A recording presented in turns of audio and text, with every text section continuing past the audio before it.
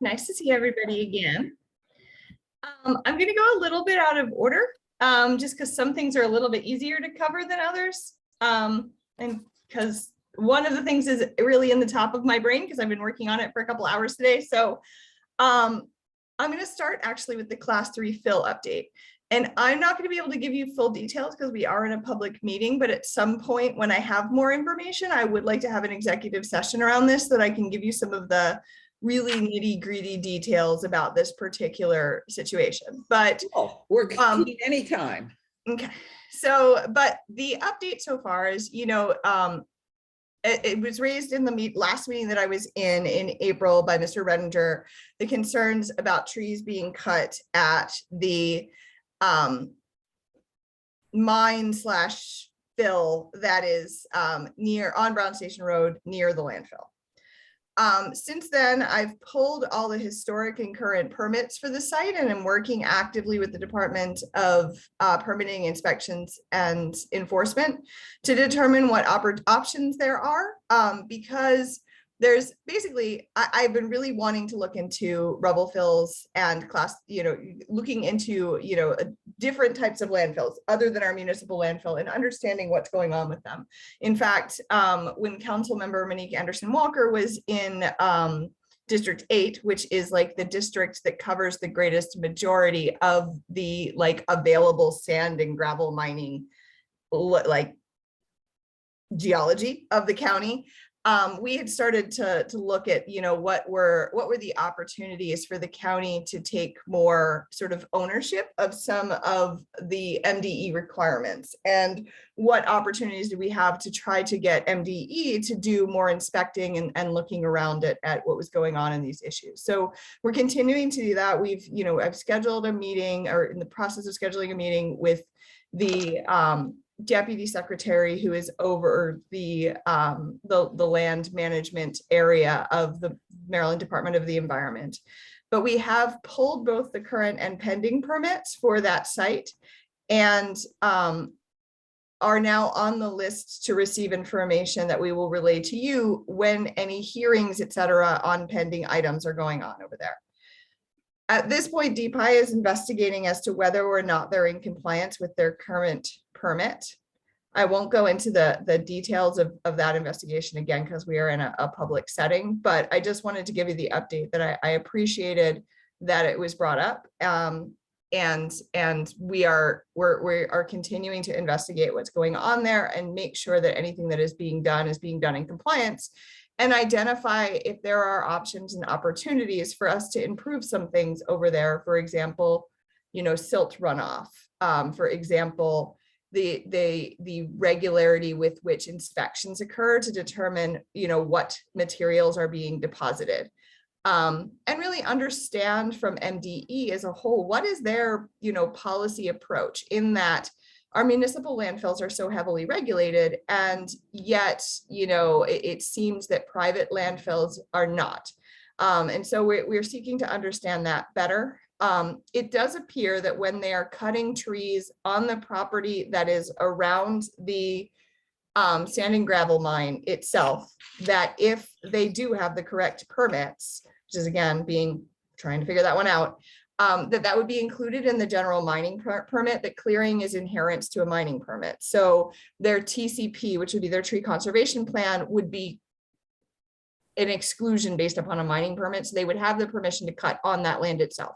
However, the reclamation company that owns that land has also purchased the land all the way out to White House Road, and a farm where there was an older woman who determined that she couldn't farm anymore. And that land doesn't have any permits on it, but they're in the process of seeking permits.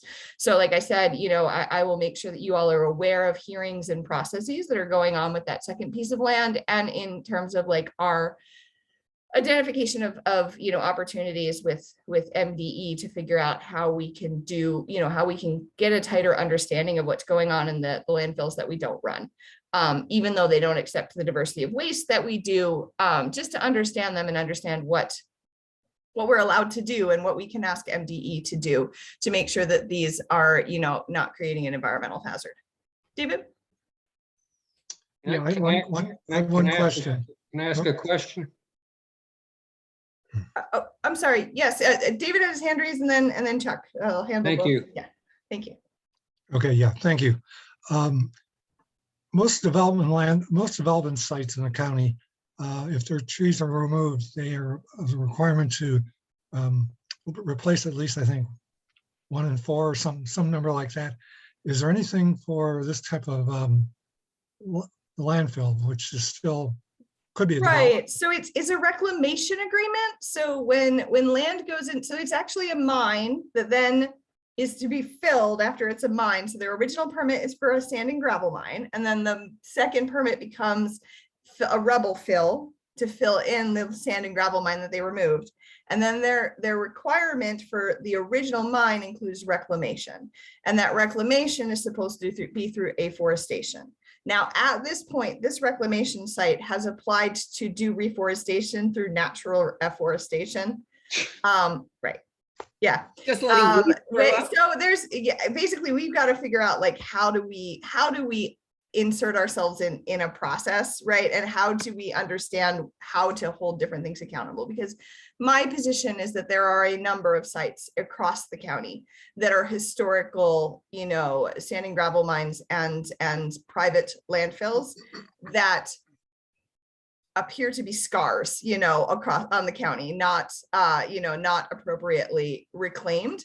And whether or not that reclamation met the letter of the law at the time, there's certainly work to be done there, and where we can both identify whether the planning meets the letter of the law and then the spirit of the law, and then whether we have an opportunity to insert ourselves is a much larger question that is not going to be something that I'm going to be able to figure out. It's probably going to be a year-long process of identifying and understanding this area. It's not someplace that we've been particularly active. It's not someplace that we're funded to be active. So even if we really identify what opportunities there are, then we would have to go back to the drawing board in terms of what a program would look like, and where the funding for a program like that would come from. But basically just trying to untangle who does what and what opportunities there are to kind of govern them. I think Chuck was next. Thank you. And thank you for looking into this. I understand what you said about the permit at the site does authorize the tree clearing, but there is a site, as you're well aware at this point, I assume, that there is tree clearing that is taking place that's not adjacent to the immediate site where they have a permit.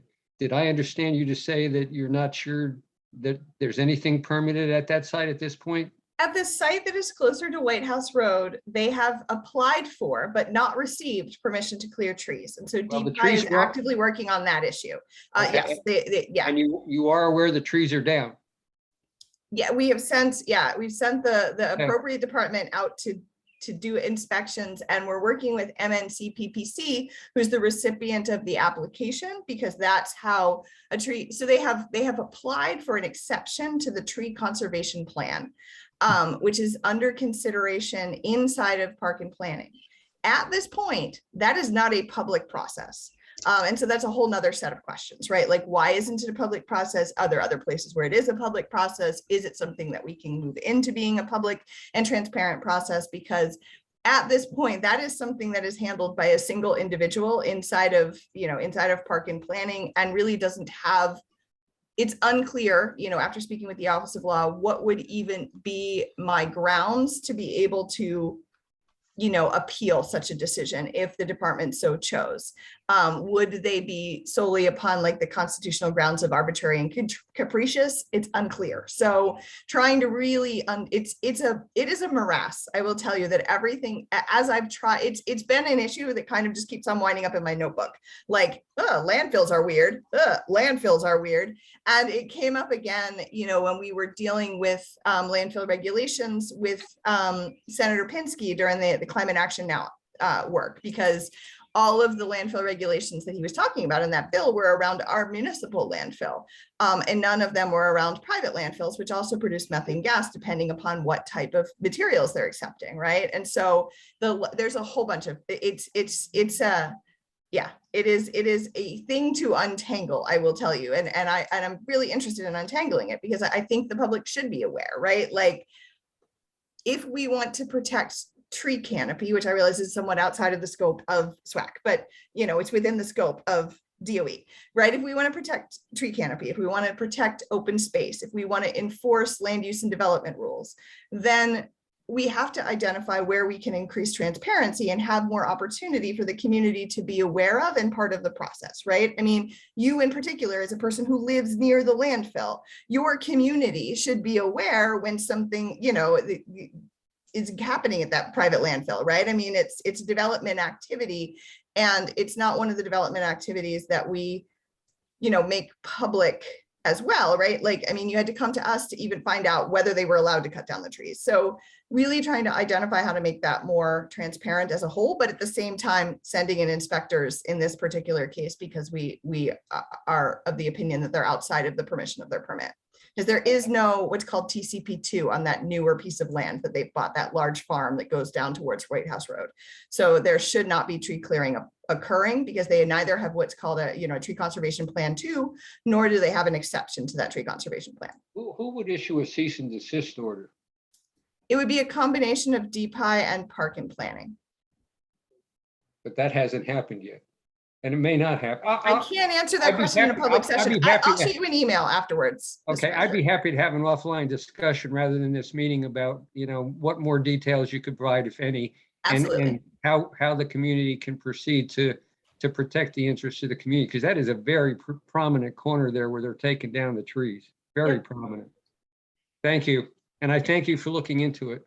Yeah, I appreciate you bringing it to our attention. Andrea, And Barbara, you also had a question? yes, I want to thank you very much also for looking into this and so diligently. And just to request, if you're having some agency check on compliance, if it could be anything other than DPI, or some agency with actually eyes and neurons that could look over their shoulder. I mean, we've had DPI out here that complaining about an illegal put-in swimming pool. They're standing on the street, staring directly at the swimming pool and saying, I don't see any swimming pool. I mean, they are making a point of not seeing things. And I can very well see them saying, as they're being hit by falling trees, I don't see any falling trees. So, and there's other of such good agencies around. It's kind of a shame to all depend on a blind agency. And that's not Well, I will say that in this case, and in many cases that I have worked with DPI, it's worked very well, particularly in this space around, you know, things that are in the solid waste world, especially like in terms of illegal dumping. They've been great partners. They've been a great partner during the, you know, Growing Green with Pride. So they're the agency that's responsible for it. And I will take your concerns absolutely into account, but they're the agency that's responsible for it. And, you know, as sister agencies, you know, we lean into each other on programs that are significant and problems that are significant to us. And so I'm sure that there are folks inside of DPI that feel the same way about DOE as to, you know, what we prioritize. So again, when we're working as a sister agency, we've had very positive results. You know, the three agencies that I consider the triplets are DPI, DOE, and DPWT, and we work together very, very well. So in this case, you know, and I've had really great responses from MNC-PPC on this as well. So I know that it can be hit or miss, but my experience thus far on this particular issue has been very positive. Fantastic. You know, and they may send out the good inspectors to you because they know that you have clout. So, and that's wonderful. And if we can figure out how to get those inspectors, I'd like to bribe you to tell me. But that's fantastic. Thank you very much. Okay, so this is terrific to get this moving forward. And if it turns out that these trees are being taken down illegally, it means that your effort towards community transparency is even right. I mean, because it's like in the end, the folks who need to hold people accountable are the folks who see it every day, right? And so we have to provide the community with the tools to do that. Like that is has been for now 3 months arguing that trees are being taken down, and a lot of trees can be taken down in 3 months, and you can't put them back up. It's true. It's true. On the upside, most of them are Bradford pears and waste trees. So at least we can replant trees that are native trees. And anyway, but we will work on this issue and prevent illegal tree cutting. That is, you know, and prevent the moving forward of something that isn't permitted, right? Regardless. We thank you so much for getting on it. Ms. Crooms, I hate to disagree with you. I don't think the trees that are being taken down at White House Road are Bradford pears at all. Okay, well, that was our first I know report. that- I know that forest. I drive it every day. I could walk to that. It's 2 blocks. They are not Bradford pears. They I are was other trees. optimistic that it was natural regrowth and that it wasn't healthy No, forest and we no, can plant and healthy if, forest. unfortunately, if they were removing the trees and actually physically harvesting, but they're cutting them down and leaving them there. It's creating a fire hazard. Yeah, I mean, and the exception to the permits that they've applied is for timber harvesting. And that was part of why I brought up what type of trees they are, because they're not really valuable trees. I don't want to go, I don't want to go too far down this path in public. Yeah, okay. Let's And have an like I offline said, discussion. if we Yeah, could have a about discussion what's offline, going I'd on there, and what we appreciate- can do about If it. we could have topic. if we Next could have a topic. discussion offline, I'd appreciate it. Thank you. Absolutely, absolutely. Next And topic. David, did you have another? Yeah, something Question. really quick with Brandy again. Depending on what's going into that landfill, there may be generation of methane. Are there any requirements there to be able to collect methane as you have to do another land? There are none for private landfills at this time. That was my conversation with, Senator Pinsky during the course of the Climate Action Now Solutions Act, because, he had brought up methane regulation, increased methane regulation of municipal landfills, but there was nothing covering private landfills. And so that's another, like I said, that's part of the conversation with MDE is like, why aren't these regulated? And what can go into these landfills, right? And how are they graded and listed? Because it's unclear as to how the landfills are defined a little bit. Actually, the state code is super confusing. I pulled all the state code information and all of its references to EPA and our own references to the state code. And not only are class 3 fills still considered under DER in our own county code, but then it seems like the state has redefined what class 3 fills are versus rubble fills. And so it doesn't appear that any private landfill should be accepting anything that is not basically concrete, gravel, asphalt, etc. And we know that some are accepting gypsum board, some are accepting wood. We have photographs of different bills that have things like PVC pipes sticking out of them, glass, metals. And so again, we got to sit down with MDE and really understand that, because the way that I interpret the code, it appears that the only place that materials other than like completely inert materials can be accepted is at our landfill. And so we need to understand that's the by and large of it is that like it's been a little bit outside of our purview because we're running our own operation, but as the department as a whole, that we need to look into it. We need to understand it. And as we understand it, then we can provide a more in-depth briefing about like what are the next steps and how can SWAC support it. Cool.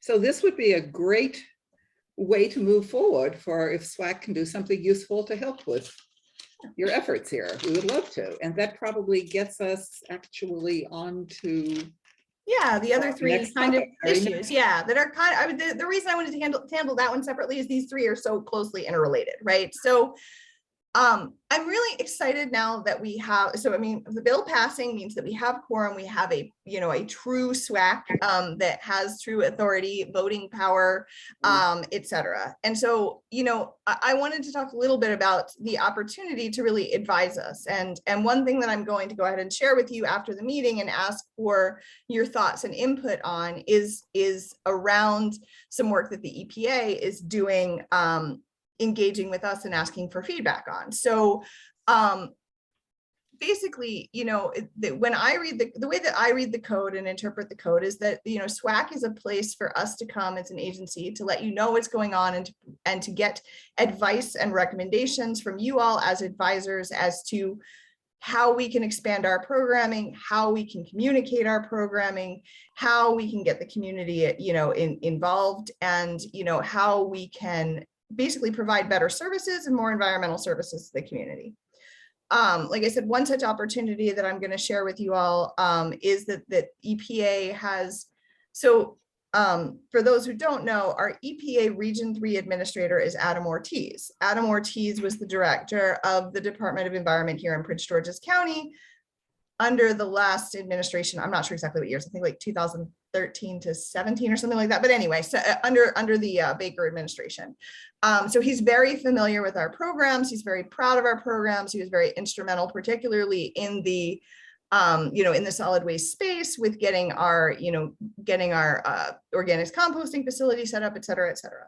So in his role as EPA administrator for Region 3, he's really pushed the EPA to have more programming around solid waste and recycling, because there's no money for this. Like, that has been one of the lessons learned for me, was that I expected that there would be grant money to support this type of work. And it is very hard to come by. And although the department has been successful, I mean, the division has been very successful in going after what is out there. There's not a lot out there. So the EPA is now asking us some questions about what we think the EPA should fund, what we think that the EPA should develop in terms of technical support around solid waste and waste diversion and recycling and composting and, food waste reduction and a lot of other things. So that's a real opportunity for us to provide some insights, and we want your insights to be a part of that as we're providing feedback to them. Cool. But generally kind of going into the larger like messaging and newsletter and things like that, I will say that is, although I appreciate and want to have your advisement on it, there are a lot of complexities in terms of messaging that are outside of the department. So for instance, our programming around composting and the future of solid waste delivery is a very large communications program. In fact, it is the largest funded communications program in the department, because we have to deal with the changes that were made to the solid waste program under the last administration, which is the reduction of services from 2 days a week to 1 day a week. We have to deal with the level of contamination that we're experiencing in our recycling. We have to deal with rolling out this countywide, now funded countywide composting program and having people understand it, having people comply with it, and not having contamination problems in it. We have to reduce litter and illegal dumping. And so there's all of these various different pieces in it.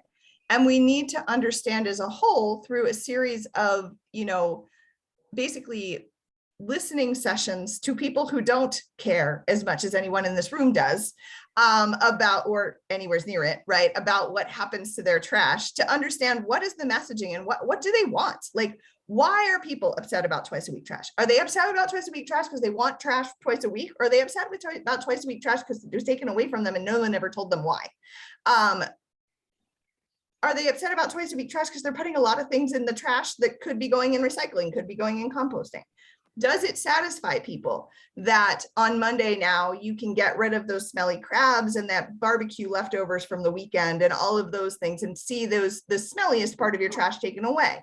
So we are trying to understand all of that. And so I know that there's frustration around the messaging for the composting program, but in part that was held so that nothing that we put out in terms of messaging to the people who were early adopters would turn off the later adopters, right? Because we want everyone to be an adopter. We don't just want the people who already have a desire to, an understanding of why food scrap composting has value. Most of the people who have adopted in have a general understanding of why we're doing it and what they're getting out of it.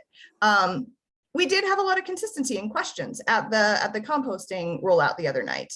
There are a lot of people who want to know, like, why can't I have my composting back?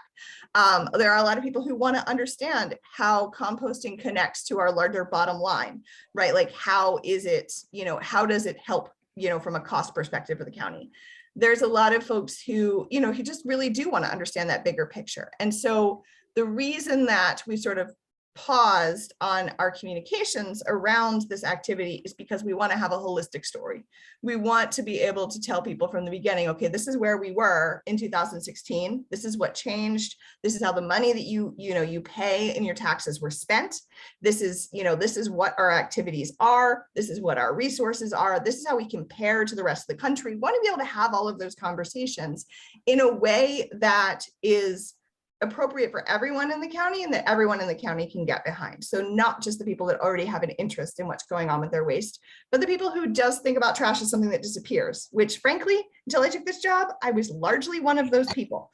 I had never thought about my trash can. I lived in DC. I went out back. I put the recycling in the recycling bin. I put the trash in the trash bin. I walked to the Fort Totten transfer station with my broken television. And that was all I ever thought about. And so I get that most people don't think about it. But many people who don't think about it are thinking about it because they're angry about the fact that they had twice a week trash and now they don't, right? And so we have to figure out, if we want to be able to maintain an infrastructure that's moving forward, is environmentally friendly, is reducing the amount of, trash truck vehicle miles traveled in the neighborhood, is looking to divert as much waste as possible, is maintaining the life of our landfill, is maintaining the life of the rest of our facilities, is being responsible with our waste, et cetera, et cetera. We have to engage not only the people who care about it from an environmental perspective, not only the people who care about it from a bottom line perspective, but everyone who doesn't care that much about it, but we have to get them on board. And so, the messaging strategy is being thought of in a really broad and holistic way. And right now we're in the process of those listening sessions. So, we've selected communities across the county. We're sitting down with people to listen to them about what are those concerns. And once we have that report out, I'm more than willing to share it. And I think that as we're shaping the actual messaging, we love to have your feedback.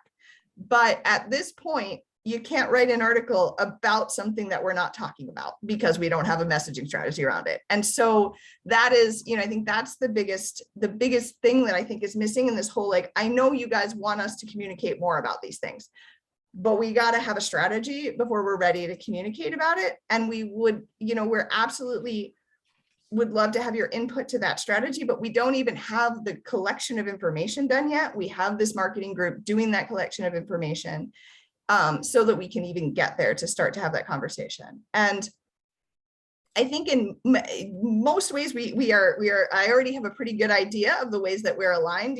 We want to talk more about diversion, right? I know that when we rolled out bulky, we didn't talk about diversion, but the bulky rollout had several purposes, right? So the bulky rollout was to try to reduce the amount of illegal dumping because it's just a nightmare and it has to stop. And I'm going to do whatever it takes to stop it. It was to provide a service to residents that we could provide for a very low cost. So it's always nice to add a service on without it having a dramatic increase in the cost to the county. It was a desired service. I mean, it's probably the most popular thing that I think the county's ever rolled out. I mean, the degree to which it is popular is fairly amazing. And even though I think there was some contention on how the council, found out about it, that it's well outside of my control. Now that we've had an opportunity to brief them and they understand it, they're also super supportive. Like anytime I see even Sydney, who was the least supportive in that conversation, has really come around and is, very excited about about what it is. I understand that it doesn't include diversion, but diversion was not a goal of that activity. The goal of that activity was to provide increased services, deal with the amount of trash that's going on after COVID, help people clean out their homes and keep people from having it dumped to the side of the road. The next step of that is to work with, the private sector and nonprofit partners to identify more ways to divert more of this and to do our own diversion in terms of looking at opportunities for scrap metal diversion, et cetera. But the reason that it was communicated the way that it was to make it simple and to give people, like I said, something of value that had very little cost. We already knew that there was going to be an increased cost in the next trash contract, and it wasn't an increased cost in the near term. It was a cost, it was basically a sunk cost. It was an already known cost, and I got something for that cost. And so that program wasn't it was not a waste reduction program. If anything, it was a waste increase program, right?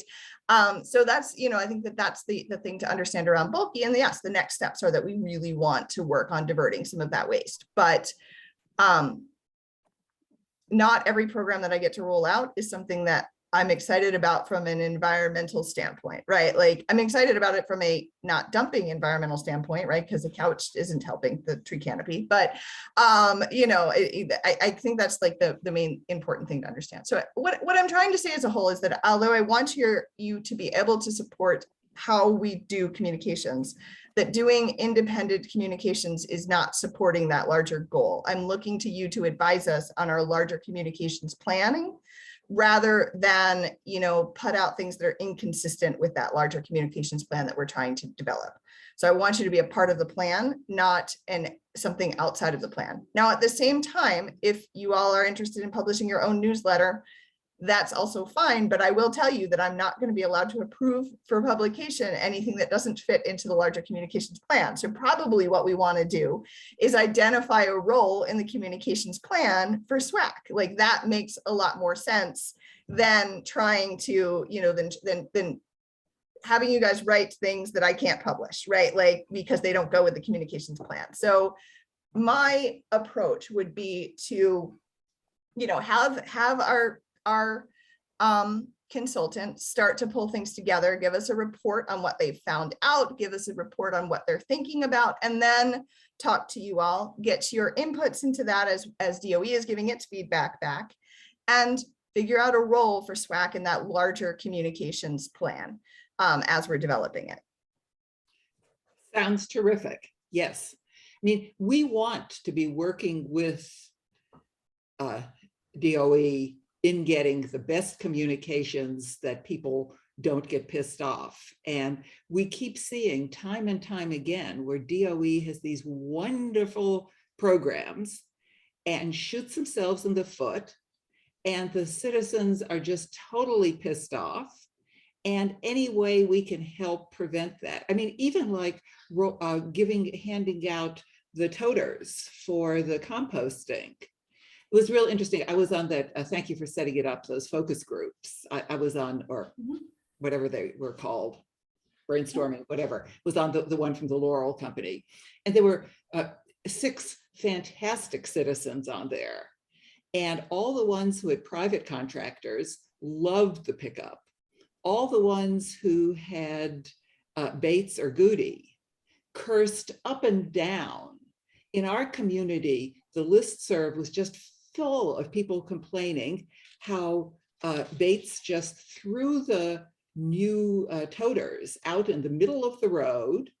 Nobody ever knew they were coming. People were out of town and didn't get them. They were 2 doors down from their house.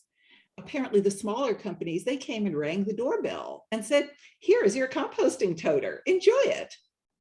So, I mean, it was So just actually the hand of the composting toters was handled all by the same company. It was us inserting ourselves in the process and improving the level of service of the toter handout. So what happened was we started to get feedback in the process about them being dirty, about them being wherever.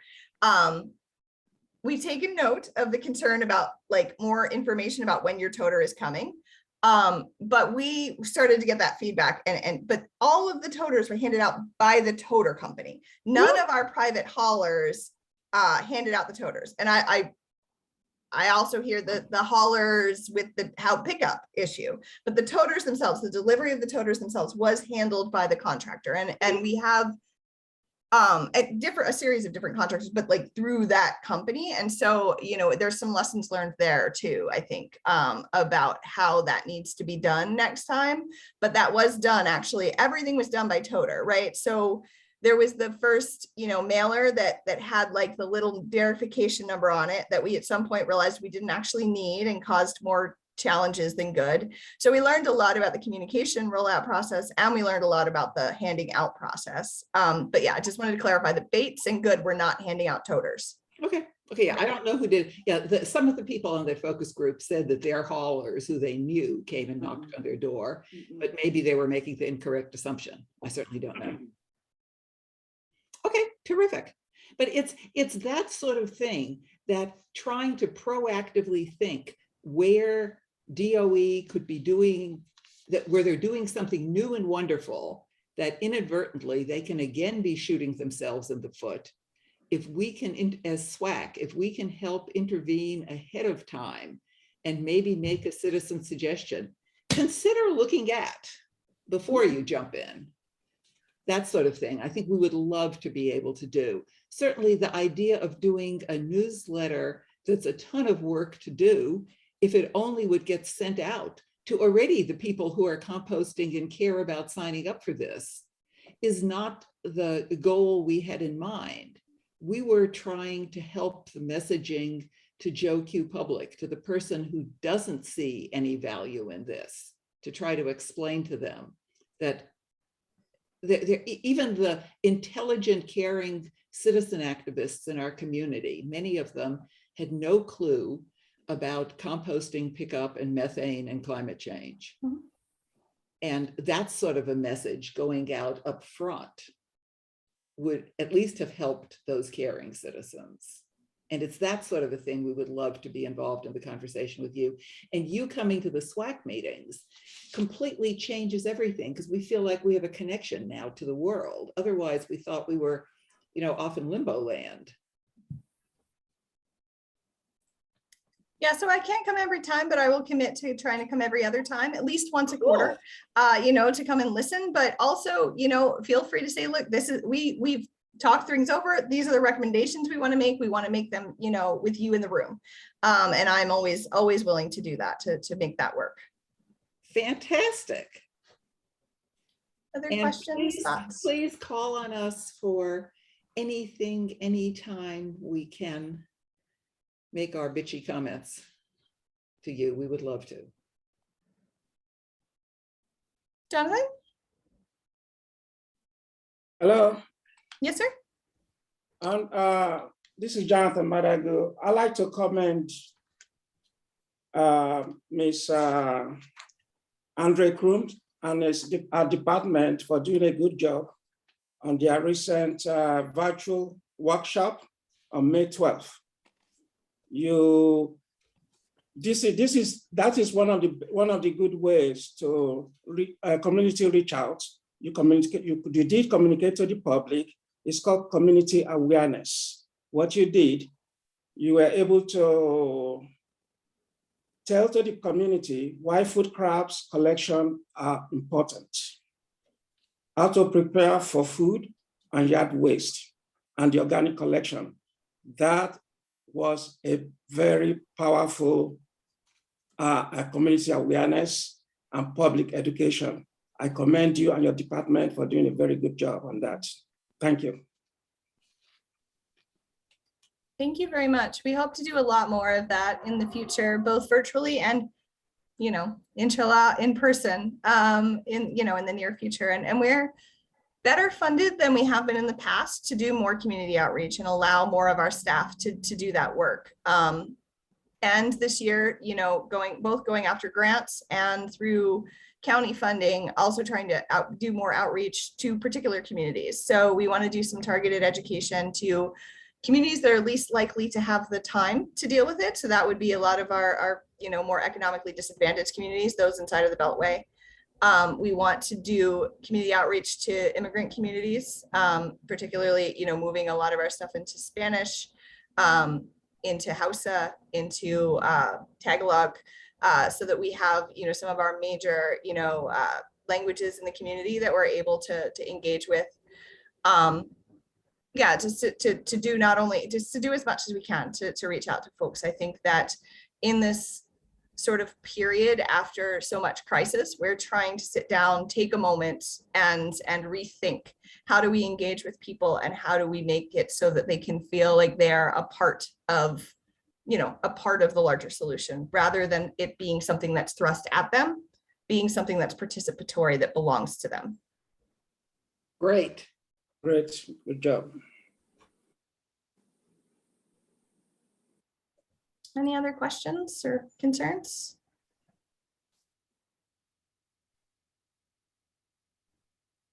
If you can give us some project or projects to do to help your larger cause or direction, that, say, for instance, in the meetings where you're not at, that we feel like we have a mission that we can work towards helping the greater goal that we all want to advance. Certainly. I mean, I think that as we're developing this communications plan, that'll be a large one. I think some of the interactions with EPA and how to help them design a program that can help us. Oh, and I do want to provide an update on the come on, but like, you know, what are, you know, where you hear things from the community and, you know, other opportunities and things, whatnot, is helpful. But yeah, I think we can think about that. I think that, you know, Marilyn and Kevin and I can sit down and think about particular areas where we know that we need ideas outside of our own kind of echo chamber of us, to ask you all to work on. Not so much an assignment, but a request. Cool, because, you know, I think we're probably all active in our civic associations, and so can get a lot of feedback from people. And then we know which of the people giving feedback are the ones who are tree huggers and who has never hugged a tree, but is a smart person and could be taught to do that and that sort of stuff. So I think we know these people and can kind of maybe give you feedback in ways maybe even that these focus group 1 hour things, they don't know the people. Mm-hmm. Yeah, and somebody just put in the chat, you know, we could present at community meetings. We are always willing to present at community meetings. We are, like I said, a little bit of a pause because we're developing this communications plan, but you know, always willing to go out and do those. We often do them, you know, in partnership with the Office of Community Relations, but we're willing to do them on our own when, you know, when requested as well. David? And to everybody else, let me give a shout out to Andrea when she and Steve Birchfield came out to our Civic Association meeting in February. The citizens loved it and just got, I don't know if I told you, Andrea, got fantastic feedback of both of your presentations and how you fielded the questions. It really was a public relations coup. Okay, cool. I actually enjoy public meetings as long as that, you know, most of the time. Sometimes they're a challenge, but most of the time I enjoy. I don't like to go after the police. That's my only, can be less fun than I would like. David? Yeah, I wanted to ask you a question about costs. I know you're talking about you have a budget and you have to live within a budget like every agency does. When we're trying to promote composting here in University Park, one of the things we do is we say your trash is going to cost us $71 a ton. If you're composting, that only costs $59. So there's going to be a savings to town. How do you manage to, how do you, because you're selling compost, is that how you're able to afford that or lower that cost? I mean, it lowers the cost.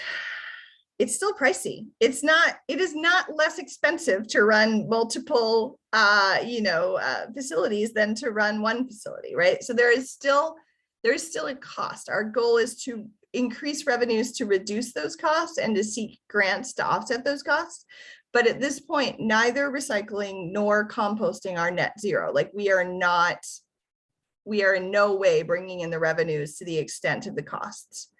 And that is one of the things I really want to discuss with the EPA, right? Like these burdens fall upon residents, right? But the trash comes from somewhere. I mean, that was the goal of the, even though it was flawed, the Extended Producer Responsibility Act that Delegate Learman put forward at the state level was to try to recoup some of those costs and get us back to a point where it is more revenue neutral. So although there is a savings, it's still less than putting it in the landfill, right? So there's a savings of not putting it in the landfill. So the landfill is the most regulated of the entities. It has the most responsibilities, right? Because we're producing methane gas there. We have to manage the methane gas. There's stormwater management rules. There's leachate rules. There's just a lot of rules. So every ton of trash that we put in the landfill costs more than every ton of trash that we put somewhere else.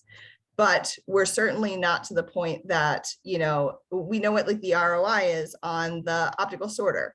We know what the ROI is on some of the improvements at the composting facility, but we are not at a point where we're making enough money off of compost by any stretch of the imagination to pay for the facility, nor do the revenues that we collect pay for our activities, right? So we do not collect a sufficient amount from residents that their solid waste payments sufficiently account for the work that's done and the staffing and all of those things. So we have a whole bunch of issues with how our revenues match our costs that, again, really optimistic on the potential of grants, And we got to push for landfill gas usage, you know, other things. I'm sorry, Barbara. Sorry, so then we really have to push for reduce. Right, right. I mean, when people make the choice to not create trash, that is my favorite thing, right? Because then I don't have to pay for anything of it. But it, you know, I mean, we still, even in a place where we reduce the trash a lot, the cost of hauling is fairly expensive, right? I mean, the cost of hauling, we increased the payments to the haulers this year. They had previously been paid $18.79 per household. Now they're being paid, remind me how much we're paying them, Marilyn. I went back and forth on those numbers so many times. Is it 24? Is it 24? Yeah, it's 24, right? And so, and that was simply a CWI adjustment, essentially. I mean, it was basically just an adjustment based upon inflation and fuel costs and things like that. But that's practically what we collect from people, right? So there's not a lot of space to pay for the facilities. And so like I said, there are some other revenue sources. I mean, there's the possibility of you know, the improvements in the landfill paying for themselves, but as being able to attract more customers to tip at the landfill. There's, you know, there's just like little opportunities. There's that one. There's the possibility of refining like the market approach to the way that we sell compost. There is, you know, the improving markets in the recycling world. The desire of, for example, you know, the bottling council to try to have a closed loop economy around PET. There's you know, the possibility of legislation that eliminates the recycling marker from anything that isn't truly recyclable. So all of our 7s, some of our 5s, you know, things like that, or not, no, 6s, you know, things like that. So there's little pieces that we can increase revenue and decrease cost on. And then there's larger things that have to happen from a political perspective, but it's like kind of 1 inch at a time.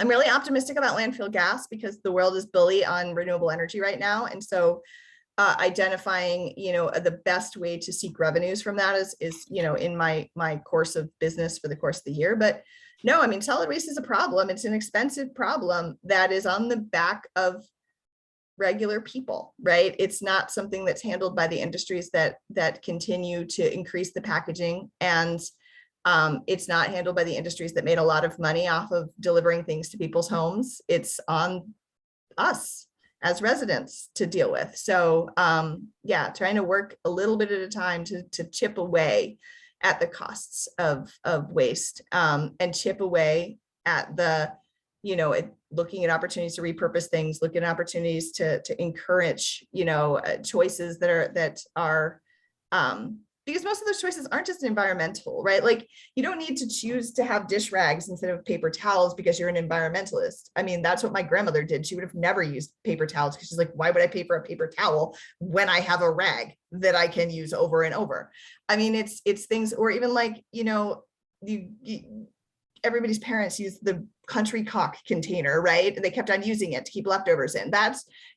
Wasn't an environmental choice. It was just a logical choice. You have this thing. Why would you not reuse this thing if you felt comfortable reusing this thing? So I think that, you know, when we're thinking about this messaging, we have to think about the fact that the environmental movement hasn't always included everyone. So we don't need to think about everything as environmentalism. We can think about it as, you know, responsible citizenry, as being part of a community, as the way that you can take care of your neighbors, as thinking about your health and the health of your children, as thinking about the cost savings so that you know, you can help support not having your taxes go up, all of those things. There's a lot of other angles besides, you know, the environmental angle that, you know, the traditional environmental angle. I think being inclusionary in the way that we talk about environmentalism is really important.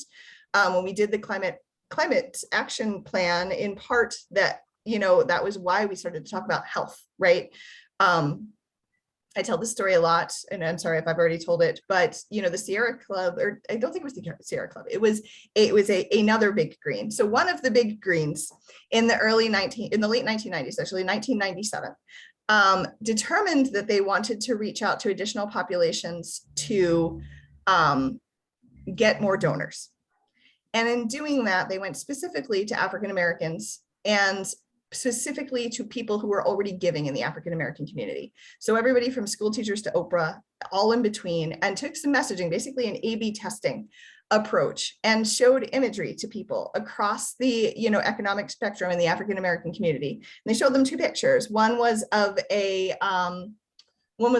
polar bear on an ice cap, and one was of a child using an asthma inhaler.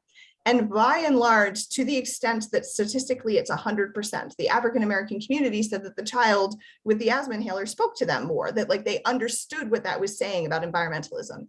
And this big green entity went back to their boardroom and came out with messaging about starving polar bears. And that to me is like the big story of whether we're engaging our full community, right? And whether we're thinking about acknowledging the value of the choices that people are making, even if they're not doing it in a way that they consider themselves an environmentalist. So it's really important that we take a holistic approach to this and, think about it in a way that meets everyone's morality around what they want their life to be, right? And the fact that we're so proud of being Prince Georgians is a huge value in this, right? Like it's been interesting talking with the communications company about like, well, how are we going to couch things? And everyone's like, people are really, really proud of being from here. People are really, really proud of what their community offers. There's something about the perception of the community in the like COG region, in the DMV, that in particular makes us feel like underdogs. Like we have to fight for people to understand how great it is here. But at the same time, we don't want to tell them because we don't want more traffic when we want to go to DC. But, there's something to be said around that, and to look at ways of talking to people about, look, we're so far ahead. We have the most advanced, municipal recycling facility in the state. We're the only public owners of an optical sorting machine in the mid-Atlantic. We have the largest organics composting facility on the East Coast. We will be the largest place by geography to have a residential composting program in the country. We will be the second largest by population to have a residential composting program in the country. We're designing a landfill that will exist for, our grandchildren, that is well above the compliance standards. We were one of the first places in the world to collect landfill gas. All of these things about this, it's like, this is the story of Prince George's County. The story of Prince George's County is quietly being in the lead, right? And so we can utilize that as we're talking to our neighbors. And that is I think we're really proud of that as a people. I mean, it's one of the things that attracted me to the county in the first place, was how excited people are to be a part of this community. So utilizing that, I think, is, utilizing that natural desire to tout the values of your community, it should be a big part of what we do. Yeah, I think everybody should see a virtual tour off the MRF and off the composting facility. Those are both incredible tours. So I wanted to give you a come on update. So MDE is very uncomfortable with the idea of us using the closed landfill. However, both MDE and EPA are supportive of a regional facility that would serve not only our municipalities, but potentially municipalities from Montgomery County and Howard County. And in preliminary discussions with their sustainability divisions, they're also interested in potentially going in together on something that would, serve the southern part of Montgomery County, the southwestern part of Howard County, and the northern part of Prince George's County, around in terms of our municipal, creating a municipal space for it. So having that kind of like high level support of looking across at like what properties we could use. I've been working with both OCS and our economic development and EDC, I don't corporation, I guess they're quasi-governmental, about identifying a location. So, we are actively working on it. We're interested in helping identify a location.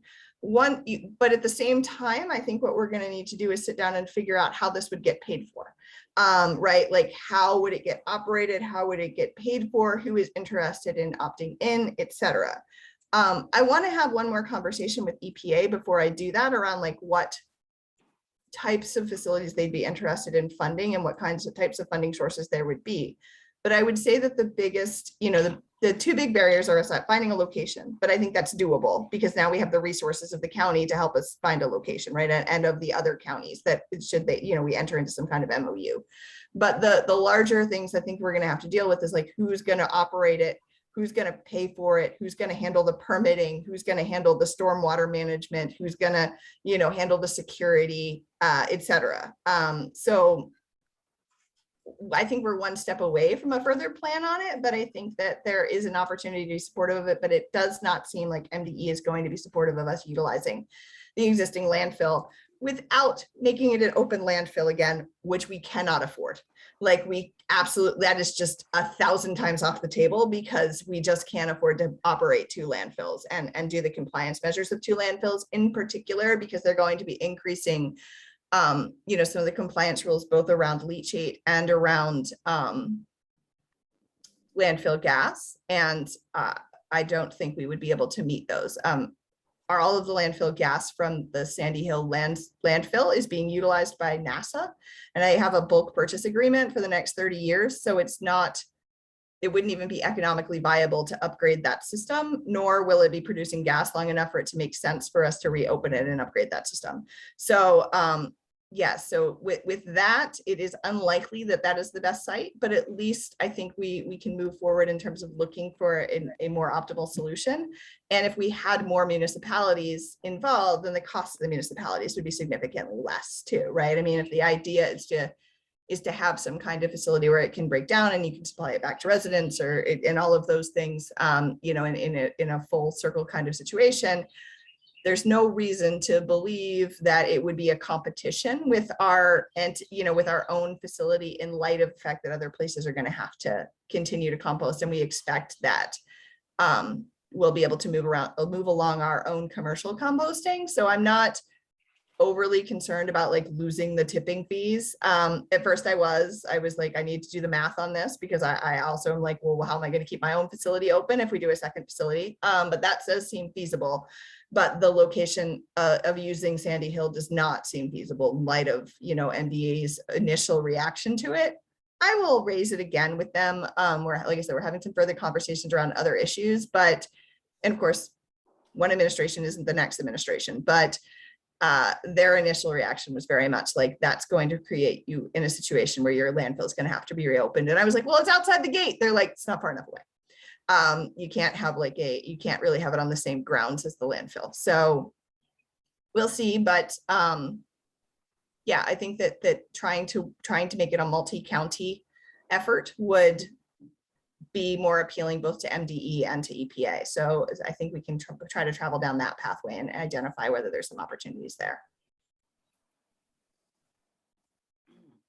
Okay, I mean, anything that moves forward sounds great. I guess I'm a little worried once you have Howard County and Montgomery County, it becomes such a large area again that there are big transport distances. Montgomery County's facility is all the way up by Rockville. It's on the west side of the county. So I'm talking about like the municipalities that are on the east side of the county. And then basically Howard County, it would be like things that are pretty close because they also have access to a facility. Or I guess they use the transfer station. I don't remember exactly what the woman from sustainability was telling me. She's like, oh, I think we might have a few municipalities that were interested in that. The only reason I'm super interested in Howard County is that there's some potential locations that are right on the border that aren't that far, right? Like in the Laurel kind of universe. So that's the only, and a tri-county, facility sounds like the kind of thing that people give you money for. Cool.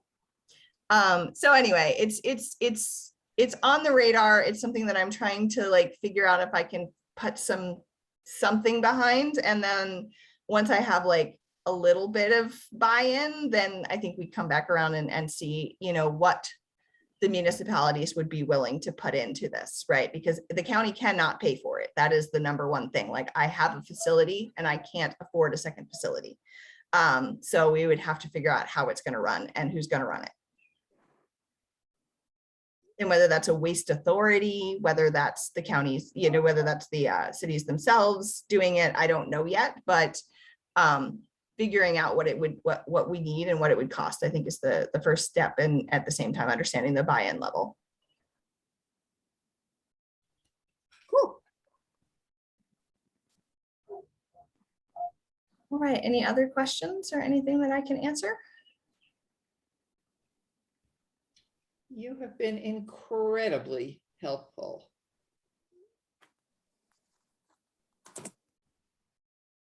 So give us homework. So I'll send these questions that the EPA sent us to consider to Kevin, and Kevin will send them around to you guys to you know, to think about. We have an initial meeting with them, but we have some time really to work on it. So I think that by the next meeting is fine in terms of, you know, getting you all's feedback. If you have feedback in the interim and you want to send it back to Kevin to get back to us, that's helpful. But if not, I think the next meeting is also useful. So also just kind of interesting food for thought around some of the larger things we want to work on anyway. And hopefully by the next meeting, we'll have some preliminary information back from the consultant on the messaging too. So we can start to get some feedback from you all on that. Cool.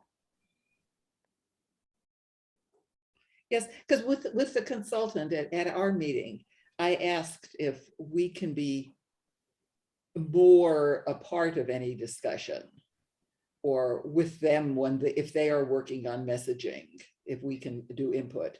And they said that any decision on that was way above their pay grade and is only you, that they have no input in it. So yeah, I mean, it's really above mine too, because this messaging strategy belongs to the larger, you know, county-wide communications office, not our communications office. So I'm gonna have to play that one by ear a little bit about how we actually do that. But regardless, your feedback would be a part of our feedback. But if I can get direct feedback, we'll try to get there. But honestly, it's like, it's moving so fast also, like they're really trying to get a strategy by like early July. So we'll see. I'll do what I can, but I'm working hard enough just to insert myself and my team in there because of the fact that it's, again, you know, I guess also above my pay grade. okay, so just so you know, we're not trying to be a pain in the butt. We're trying to be helpful. I know. I don't feel that you're being a pain in the butt. I'm just trying to be as transparent as I can about what I control and what I don't control. Cool. Which is, I think, was not transparent to me before I was a director. So would not be transparent to you if I did not express it. No, I think that's a very valuable comment what you just made, of that you're inserting yourself.